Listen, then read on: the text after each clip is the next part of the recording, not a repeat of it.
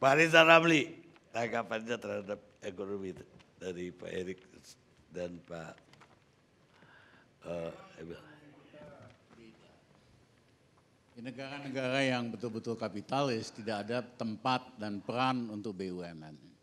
Di Indonesia, BUMN besar, terima kasih sama Bung Karno yang melakukan nasionalisasi terhadap perusahaan-perusahaan Belanda. Dan dalam prakteknya banyak juga yang bagus, yang hebat. Sayangnya lebih banyak yang bermasalah. Dan sebetulnya bisa diperbaiki. Tentu akhlak. Tapi saya setuju akhlak, cuman akhlak kalau nggak punya pengetahuan juga mohon maaf Pak Kiai. Ya. Kami berapa kali jadi di Rut Bulog dalam waktu 1 tahun untungnya kita naikin 5 triliun. Kami jadi Preskom Semen Gresik 2 tahun untungnya kita naikin dari 800 miliar ke 3,2 triliun. Kami Preskom di BNI dalam waktu 1 tahun untungnya kita naikin 87%, paling tinggi dari semua bank. Dan sebetulnya ilmunya nggak sulit-sulit banget.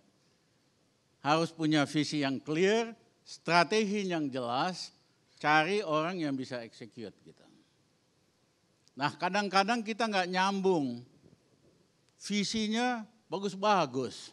Karena visi hanya alat kampanye, alat buat dapat dukungan politik.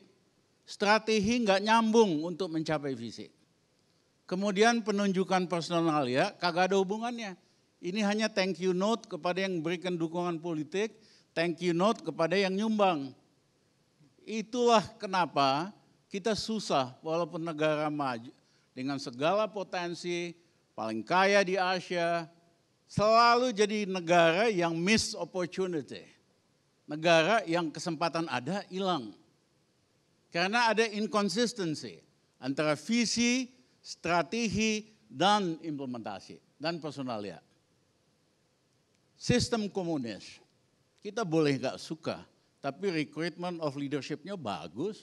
Orang dites dulu, jadi kepala kecamatan, sekretaris partai, kemudian wali kota, Shanghai terus naik. Begitu datang di top, you get the best. KW1, kita boleh nggak suka sama Xi Jinping, he is a leader yang cocok buat kita. Demikian juga dengan sistem demokratik Amerika. Kompetisi yang betul-betul bagus menghasilkan the best, KW1.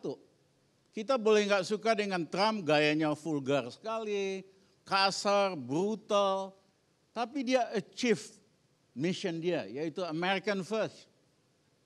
Cina yang naik tajam, dia blok supaya lebih flat. Amerika kembali jadi kekuatan menentukan di dunia. Yang kedua, ekonomi, pengangguran, upah, pengangguran paling rendah, upah tinggi. Ya, sehingga orang buruh tradisional di Amerika yang biasa dukung Demokrat malah pilih Trump. Kenapa bisa terjadi? Karena ada konsistensi antara visi, strategi, dan personalia. Di kita sistemnya ini, mohon maaf, visi hanya alat kampanye aja buat nyenengin orang supaya milih kita. Strategi nggak nyambung. Misalnya visinya supaya ada kedaulatan pangan, supaya kita kurangi import. Strateginya import jor-joran.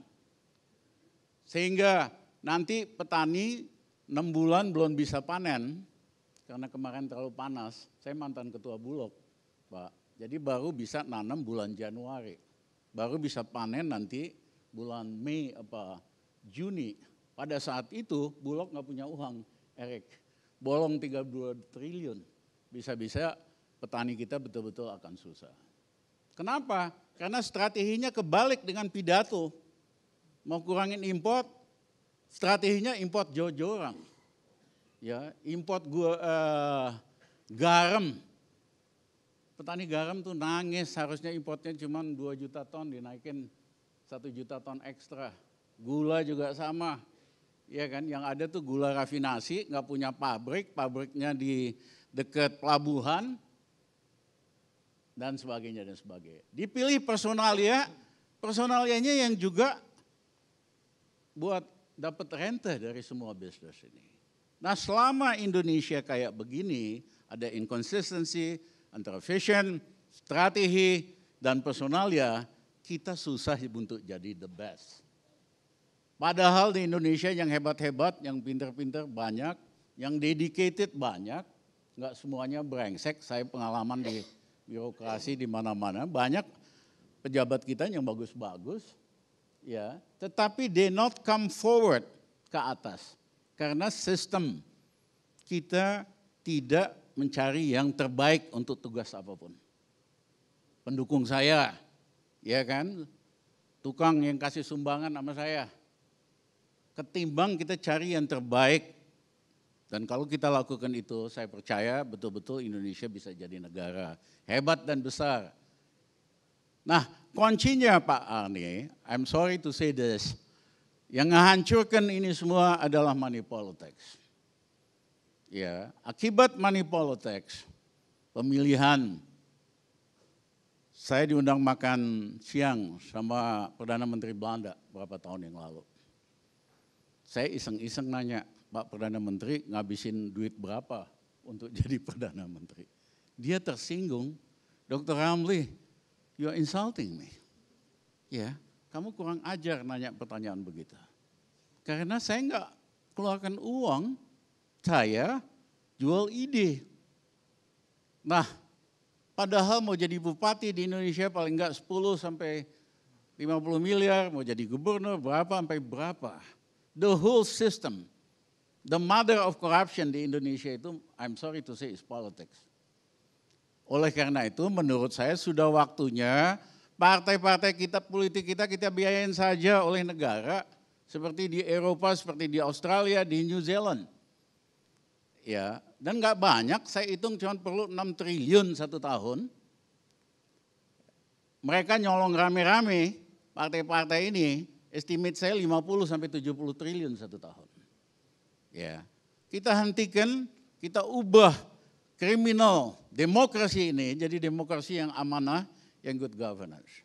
Sehingga orang-orang baik, orang-orang bagus bisa masuk ke dalam sistem, menghasilkan the best for the country. Selama kita money politik mendominasi politik Indonesia, nggak usah mimpi dah yang aneh-aneh. Ya, survive aja udah lumayan gitu. Saya kira Pak Andi jauh lebih jago urusan ini sama saya tadi. Pak Andi, coba dong Pak Andi, please. Hukum saya. Jadi kita perlu segera ubah sistem pembiayaan partai politik kita. Nah, tetapi tidak bisa hanya dibiayai negara, sementara partai politik dikelola bagaikan perusahaan keluarga. Ya, mana bisa? Kita teriak demokrasi, partai politiknya tidak dirun dengan demokrasi. Jadi kalau dibiayain oleh negara 6 triliun, syaratnya ADART partai-partai harus diganti, harus ada demokrasi internal. Sehingga siapapun masuk PDI bisa jadi ketua umum. Siapapun masuk Demokrat bisa jadi ketua umum. Atau Gerindra atau apa. Ya. Jadi harus ada demokratisasi internal partai. Negara bantu proses ini, jadi demokrasinya itu bukan pidato-pidato doang, menjadi praktek kebiasaan bagaimana kita mengelola negara. Terima kasih Pak Pardi. Terima kasih. Pemirsa, kekaisaran masa depan adalah kekaisaran pikiran. Winston Churchill, Perdana Menteri dan pahlawan Perang Dunia Kedua Inggris. Kita lihat sejenak.